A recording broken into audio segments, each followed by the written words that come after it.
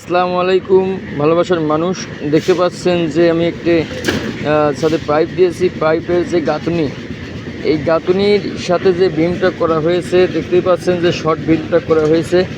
এই শর্ট বিমের ভিতরে এই গাঁথনিটা আছে। এই গাঁথনির দেখতেই পাচ্ছেন যে আমার এই পাশের যে পাইপটা এই পাশে হওয়ার কথা ছিল, কিন্তু এ পাশে আমি কেন দিয়েছি এটা কিন্তু অনেকটা ভাবার বিষয়। আসলে এই পাইপটাই ব্যান্ডটা কিছুতে এখানে ঘুরছে না। এই ব্যান্ডটা যখন আমি ব্যবহার করতে চাচ্ছি তখন মিডিলে পড়ছে, না হলে এই বাইরে দিতে হচ্ছে।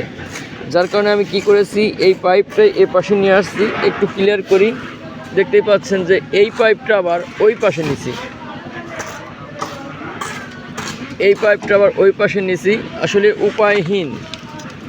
যেমনটা ধরুন এই যে গাঁথনি, এই গাঁথনির যে এই দিকটা করি, এখানে যে আসলে ইটের এই গাঁথনিটার এই পাশে চলে আসছে, এই ভীমটা কিন্তু এই পাশে চলে আসছে। যার কারণে কিন্তু আমি এখানে বসাতে পারছি, এই পাইপটা আমি এখানে বসাতে পারছি, আর এই পাইপটা আমি মাঝখান দিয়ে নিয়ে আসছি।